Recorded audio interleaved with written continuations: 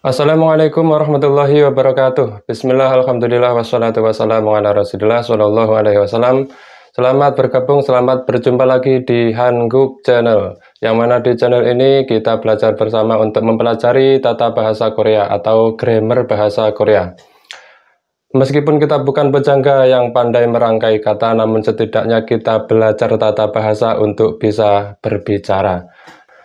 Nah, di kesempatan kali ini atau di video kali ini kita akan membahas tentang doni. Doni ya, sering kita mendengar perkataan atau tulisan yang menggunakan doni ya, seperti itu. Lalu untuk apa atau penggunaannya, bagaimana penggunaan doni tersebut? Maka di kesempatan kali ini kita akan membahas tentang doni tersebut. Jadi penggunaan doni ini adalah untuk menceritakan suatu fakta atau kejadian yang sudah lalu, atau menceritakan suatu hal, ya, menceritakan sesuatu hal yang sudah berlalu atau fakta yang kejadian yang sudah berlalu. Bagaimana penjelasan lebih lengkapnya? Langsung saja kita bahas berikut ini. Jadi pembahasan kita untuk kali ini yaitu tentang doni. Seperti ini ya tulisannya, doni. Ini sering kita melihat atau mendengar doni. Jadi ini dalam penggunaan kalimat sering kita menggunakan doni. Apa fungsinya doni? Yaitu doni ini digunakan saat untuk menceritakan fakta ya, fakta, bukan menceritakan pemikiran, tapi di sini untuk menceritakan fakta atau kejadian sesuatu hal yang sudah berlalu. Nah, itu fungsi dari doni. Jadi doni ini sebenarnya hanya untuk bercerita ya, bercerita suatu fakta atau menceritakan suatu hal atau menceritakan seseorang yang sudah berlalu, maksudnya sudah terjadi. Kemudian untuk penggunaan doni ini menggunakan rumus seperti ini ya, kata kerja plus as doni. Ini untuk kata kerja yang berakhiran vokal A atau O ya, menggunakan asdoni, bacanya adoni. Kemudian kata kerja plus osdoni. Ini untuk kata kerja yang berakhiran vokal selain A atau O. Nah, jadi untuk penggunaan doni ini tentunya ada dua klausa atau dua kalimat yang digabung ya, karena doni ini adalah sebagai bentuk penghubung ya, bentuk penghubung antara klausa satu dan klausa kedua. Jadi formasi kalimatnya nanti ada klausa pertama, kemudian digabung dengan menggunakan doni, dan ada lagi klausa yang kedua, atau klausa ini kalimat ya, kalimat pertama dan ada kalimat kedua, dan di situ digabungkan dengan menggunakan doni. Ini untuk menceritakan suatu kejadian atau menceritakan fakta yang sudah berlalu atau menceritakan sesuatu hal, bisa ya.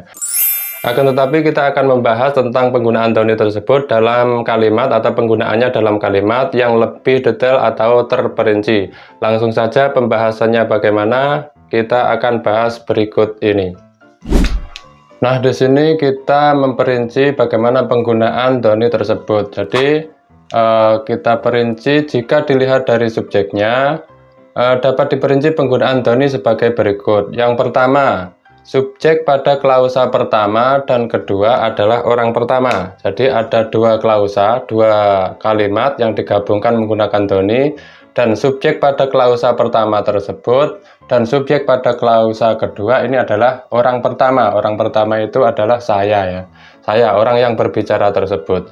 Jadi ketika subjek klausa pertama dan orang pada klausa yang kedua adalah orang pertama, artinya saya, ini untuk menceritakan sesuatu sambil mengingat keadaan yang diceritakan pada masa lalu. Jadi bercerita sambil mengingat apa yang diceritakan tersebut ya, untuk menceritakan sesuatu sambil mengingat keadaan yang diceritakan pada masa lalu.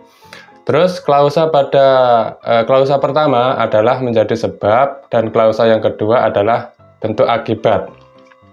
Langsung saja contohnya seperti ini biar lebih jelas bagaimana maksud dari tadi yang dijelaskan. Contohnya, haru 종일 일했더니 pikun heso ilcik jam terus godun. Saya bekerja sepanjang hari dan saya tidur lebih awal karena lelah. Di sini ada yang menggunakan asdoni ya. Di sini ada klausa pertama dan di sini ada klausa yang kedua. Jadi digabungkan dengan menggunakan doni. Ini untuk bercerita ya. Untuk yang pertama tadi yaitu menceritakan tentang orang pertama atau diri sendiri. Haru jongil ire doni. Saya bekerja sepanjang hari atau sehari penuh. Terus pada klausa yang kedua, pikun heso ilcik jam deres goden. Kemudian saya tidur lebih awal karena lelah ya. Pikun heso karena lelah, ilcik jam deres goden. Saya tidur lebih awal. Jadi untuk klausa yang pertama ini adalah menjadi sebab, dan untuk klausa yang kedua ini adalah bentuk akibat dari klausa yang pertama tersebut ya. Ini maksud dari penjelasan yang tadi. Haru jongil ire doni pikun heso ilcik jam deres goden. Saya bekerja sepanjang hari dan saya tidur lebih awal karena lelah. Kita contohkan lagi. Morel jalke jarat doni nah hante jal aulinen got katayo. Aku memotong pendek rambutku dan kelihatannya pantas untukku. Di sini ya menggunakan doni. Ini ada klausa pertama dan di sini klausa kedua. Klausa yang pertama ini adalah menjadi sebab dari klausa yang kedua. Jadi adanya klausa kedua ini adalah bentuk akibat dari apa yang terjadi di klausa pertama ya. Ini menggunakan doni. Morirel jalke jala doni. Saya memotong pendek rambutku. Terus nahante jal aulinen got katayo. Kelihatannya pantas untukku. Kepantasan ini disebabkan karena memotong rambut dengan pendek ya. Jadi mengatakan pantas untukku ini karena adanya memotong rambut pendek ya. Jadi ini bentuk cerita. Kita ulangi lagi. Morirel jalke jala doni nahante jal aulinen got katayo. Aku memotong pendek rambutku dan kelihatannya pantas untukku. Itulah tadi penggunaan doni pada bentuk yang pertama. Terus bagaimana penggunaan doni pada bentuk yang kedua? Langsung saja kita lihat pembahasannya. Kemudian untuk penggunaan doni pada bentuk yang kedua, yaitu subjek pada klausa pertama adalah orang yang ketiga atau pihak ketiga ya. Jadi bukan menceritakan pelakunya sendiri, tetapi bercerita tentang orang lain atau sesuatu hal yang lain. Jadi ini untuk pembahasan penggunaan doni yang bentuk kedua, menceritakan orang lain atau menceritakan sesuatu hal, itu intinya seperti itu. Jadi menceritakan sesuatu dengan mengingat reaksi orang lain atau akibatnya. Jadi menceritakan seseorang terus direaksi sama orang lain, atau menceritakan sesuatu hal terus akibatnya seperti apa. Jadi seperti itu ya konsep untuk yang kedua ini. Subjek klausa pertama adalah orang yang ketiga, jadi menceritakan sesuatu atau menceritakan seseorang. Langsung saja contohnya seperti ini. Yokoka moimeso arirang nore를 불렀더니 모두 박수를 쳤어요. Yoko menyanyikan lagu Arirang di pertemuan itu dan semua orang bertepuk tangan. Ini bercerita tentang Yoko ya, tentang Yoko ini diceritakan, kemudian reaksi orang lain bagaimana, seperti itu. Ini pada klausa pertama, terus kemudian direaksi pada klausa yang kedua. Nah, di sini menggunakan doni di sini. Ini bercerita. Kita ulangi. Yokoka moimeso arirang nore를 불렀더니 모두 박수를 쳤어요. Yoko menyanyikan lagu Arirang di pertemuan itu dan reaksinya semua orang bertepuk tangan. Seperti ini ya contohnya. Kita berikan contoh yang kedua. 물건 값을 10% 내렸더니 판매량이 30% 이상 늘었습니다. Saya menurunkan harga barang 10%.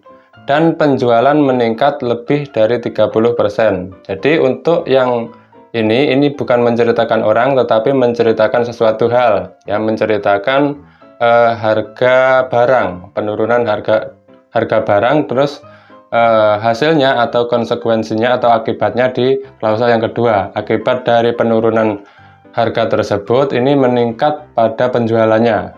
Seperti ini ya. 물건 값을 10% 내렸더니 판매량이 30% 이상 늘었습니다. Saya menurunkan harga barang 10% dan akibatnya penjualan meningkat lebih dari 30%. Jadi seperti ini ya, ini bercerita. Jadi intinya untuk penggunaan doni ini adalah bercerita ya. Untuk konsep yang kedua ini menceritakan seseorang atau pihak ketiga atau sesuatu, kemudian direaksi orang lain, atau menceritakan sesuatu hal, kemudian akibatnya seperti apa, seperti itu. Nah, itu tadi penggunaan Tony untuk bentuk yang kedua. Lalu kita akan lanjutkan bagaimana penggunaan Tony dalam bentuk yang ketiga. Langsung saja kita lihat di sini. Bentuk penggunaan Tony yang ketiga yaitu subjek pada klausa pertama adalah orang yang pertama, maksudnya saya. Orang pertama itu saya. Dan subjek pada klausa yang kedua adalah orang yang ketiga atau pihak ketiga. Jadi pada subjek yang keduanya ini adalah dia atau sesuatu hal ya. Jadi untuk subjek pertamanya yaitu mengatakan diri sendiri tentang sesuatu. Kemudian pada klausa yang kedua ini adalah subjeknya orang yang ketiga. Dan ini digunakan untuk menceritakan hal yang baru, yang berbeda dari fakta atau kejadian atau keadaan di masa lalu atau masa yang sebelumnya. Daripada bingung, langsung saja kita contohkan seperti ini ya. 내가 한 친구에게 도와달라고 했더니 친구가 모른 척 했어요. Saya meminta bantuan kepada teman akrab, tetapi teman saya berpura-pura tidak tahu.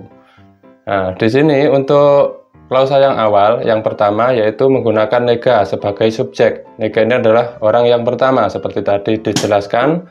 Kemudian untuk yang kedua, ini adalah subjeknya adalah 친구. 친구 ini artinya teman. 친구가 모른 척 했어요. Nah, seperti ini ya ceritanya. 내가 한 친구에게 도와달라고 했더니, jadi saya meminta bantuan kepada teman akrab saya. Kemudian teman akrab ini diceritakan pada klausa yang kedua. Jadi menyusul ya. Subjek pada klausa pertama adalah saya. Subjek pada klausa yang kedua ini orang ketiga yang diceritakan. Kita ulangi lagi. 내가 한 친구에게 도와달라고 했더니 친구가 모른 척 했어요. Saya meminta bantuan kepada teman akrab saya. Terus tetapi teman saya berpura-pura tidak tahu. Seperti itu ya contohnya. Bisa diangan-angan sendiri nanti. Kita berikan contoh lagi yang kedua. 내가 오랜만에 고향에 왔더니 많은 것들이 달라졌어요. Saya datang ke kampung halaman setelah sekian lama dan banyak hal yang telah berubah. Ini pada klausa yang pertama atau kalimat yang pertama ini subjeknya adalah nega atau saya orang pertama. Kemudian pada klausa yang kedua ini subjeknya adalah orang ketiga atau hal atau pihak ketiga ya. Di sini 많은 것들이 yaitu banyak hal atau banyak hal-hal ya. God ini artinya hal atau benda. 많은 것 berarti banyak hal ya. 달라졌어요 banyak hal yang telah berubah. Jadi untuk subjek pada klausa kedua ini adalah pihak ketiga atau di sini 많은 것 ya atau hal-hal yang banyak. Kita ulangi lagi.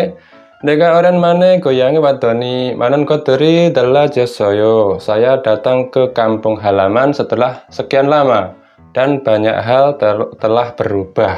Ya. Ini menceritakan untuk fungsi atau penggunaan yang ketiga ini untuk menceritakan sesuatu hal yang baru. Jadi yang baru yang berbeda dari fakta atau keadaan yang sebelumnya atau masa lalu.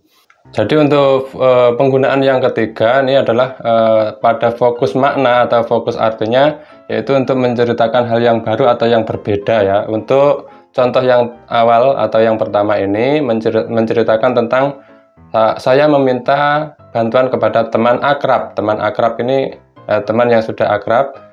Terus di sini untuk klausa yang keduanya ini tetapi teman saya berpura-pura tidak tahu. Ini kan hal yang berbeda. Yang seharusnya untuk teman akrab ini kan mau membantu, tapi di sini tidak mau membantu atau berpura-pura tidak tahu ya, seperti ini.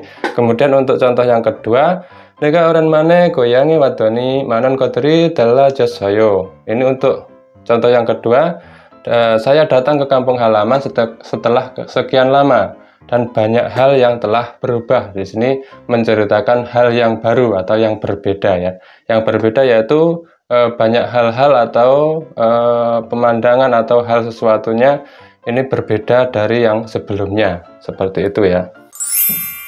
Nah, selanjutnya setelah kita membahas beberapa penggunaan doni tadi, maka di sini akan saya tambahkan beberapa contoh kalimat yang menggunakan doni, yaitu kalimat cerita yang menggunakan doni. Bagaimana bentuk kalimatnya? Langsung saja kita lihat berikut ini. Contoh penggunaan doni dalam bentuk kalimat yang lain seperti ini. Contohnya kita buat yang pertama. Jonen kopiru mani masa doni jami anoneo. Saya banyak minum kopi, jadi saya tidak bisa tidur. Ya, di sini subjeknya adalah orang yang pertama dan orang yang pertama. Jadi ini seperti konsep yang awal tadi ya. Jadi menceritakan diri sendiri. Jonen kopiru mani masa doni jami anoneo. Saya banyak minum kopi, jadi saya tidak bisa tidur. Seperti itu. Ini contoh yang kedua. Yoko shika hanbok을 입었더니 Rina shika 예쁘다고 말했어요. Yoko memakai hanbok. Hanbok ini adalah baju tradisional Korea ya. Yoko memakai hanbok dan Rina mengatakan bahwa dia cantik. Ya, ini menceritakan orang lain, menceritakan orang ketiga, menceritakan Yoko ya. Dan di sini direaksi oleh Rina. Atau direspon oleh Rina. Yoko shika hanbok을 입었더니 Rina shika 예쁘다고 말했어요. Yoko memakai hanbok dan Rina mengatakan bahwa dia cantik. Maksudnya dia Yoko yang memakai hanbok itu adalah menjadi cantik, seperti itu. Ini contoh yang ketiga. Tueni 실바한테 영화를 보자고 말했더니 실바가 약속이 있다고 했어요. Tuen mengajak Silva menonton film dan Silva mengatakan bahwa dia ada janji. Ini juga seperti yang contoh yang kedua, menceritakan seseorang atau orang ketiga dan direspon oleh orang yang lain. Ya, di sini untuk subjek yang pertama yaitu Tuen mengajak Silva dan Silva mengatakan bahwa dia ada janji, seperti itu. Tueni 실바한테 영화를 보자고 말했더니 Silbaga yaksoki idaku hesoyo. Tuen mengajak Silva menonton film dan Silva mengatakan bahwa dia ada janji, jadi tidak bisa pergi bersama menonton film ya.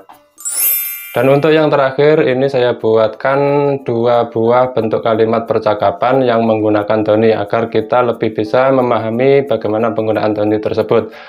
Langsung saja bagaimana bentuk kalimatnya kita lihat berikut ini. Contoh percakapannya ini ada dua. Yang pertama ini ada Silva dan Tuen ya. Silva mengatakan, "Kamkinan 좀 어때? Bagaimana flu kamu?" Tuen menjawab, "약을 먹었더니 많이 좋아졌어." Aku setelah minum obat merasa lebih baik. Keadaannya lebih baik setelah minum obat ya. Di sini 약을 먹었더니 많이 좋아졌어. Aku setelah minum obat merasa lebih baik. Ini ya, seperti ini yang simpel saja. Kita buat lagi contoh yang kedua. Ini ada Cue dan Yoko bercakap-cakap. Ini Cue mengatakan, 맛있는 냄새. Yoko sih, 뭘 만들어요? Baunya enak. Yoko, kamu membuat apa? Yoko menjawab, "Kuki를 구웠더니 맛있는 냄새가 많이 나네요." Saya memanggang kue, jadi baunya enak sekali. Pada klausa yang pertama, ini subjeknya adalah saya. Kemudian untuk klausa yang kedua, ini adalah subjeknya adalah pihak ketiga. Jadi baunya ini menjadi enak. Atau ada sesuatu hal yang baru atau yang berbeda dari biasanya. Biasanya tidak membuat kue atau memanggang kue, tidak ada bau yang enak, tetapi untuk kali ini karena memanggang kue, jadi hal yang barunya yaitu baunya menjadi enak sekali, seperti ini ya. Nah, demikianlah tadi penggunaan doni, bagaimana penggunaannya atau bagaimana pemakaian menggunakan doni sudah saya terangkan dari awal hingga akhir. Untuk arti secara lugasnya atau secara pastinya ini tidak ada, akan tetapi untuk penggunaan doni ini ada pada keadaan-keadaan tertentu yang sudah saya jelaskan di awal. Tetapi secara garis besar bahwasanya doni ini digunakan ketika menceritakan atau bercerita tentang sesuatu hal atau menceritakan fakta pribadi, menceritakan keadaan yang sudah berlalu, yaitu bercerita ya, bercerita sesuatu hal atau bercerita kejadian, jadi fakta, bukan bercerita tentang pemikiran, nanti berbeda lagi ya. Nah, seperti itu intinya bercerita tentang sesuatu fakta atau kejadian yang sudah berlalu. Semoga apa yang saya jelaskan tadi bisa bermanfaat, menambah pengetahuan untuk kita semua. Akhirnya dari saya, bila ada kesalahan dalam menyampaikan, mohon maaf. Akhirnya, wassalamualaikum warahmatullahi wabarakatuh.